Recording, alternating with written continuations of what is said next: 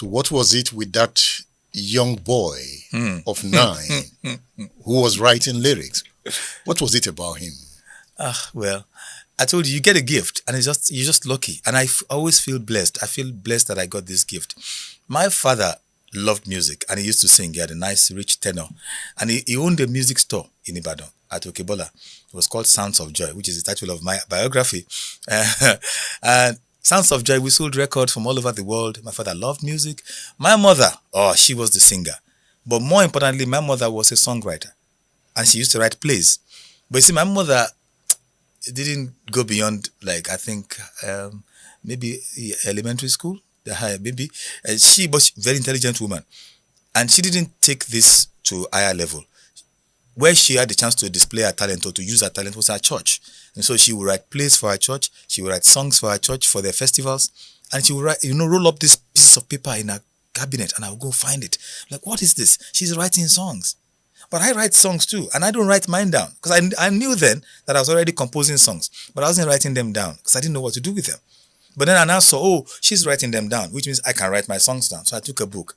From that, I'm a songwriter now. So I started writing number 1, started writing my songs down. And I've written hundreds of songs, even not over, thousands maybe. I've written a lot of songs since then. And but I just thought it was a great gift to have. But at the age of 13, that I started thinking, I'm going to be a musician. That was when I actually started thinking, I'm going to be a musician. And I still have a diary I wrote in that year when I said, when I grew up, I want to become a musician, a writer, and a scientist of some sort. And that's what I wrote in my book. And that's, I've been on that journey since then. You are a dreamer. Thank you. What does it take to dream? Well, many people look at, when you say you're a dreamer, they think somebody doesn't have an anchor, who doesn't, and that's the key thing. Dreams are anchored in reality, and that's if you don't have that anchor, you're just dreaming away. You're just wasting your time.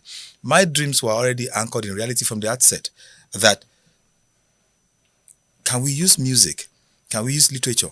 Can we use any other thing that we do to actually create change in this environment? Somehow, at the age of 13, I knew that our society was going to be in this mess. I knew it. But I knew that education was going to be key for our people. Not just education in schools, but education through the arts, through the mass media.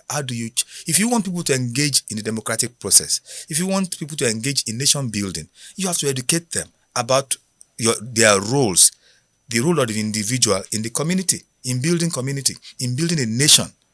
See, we haven't done that very well. So when we blame our leaders, and when we blame, these people are a product of the environment as well.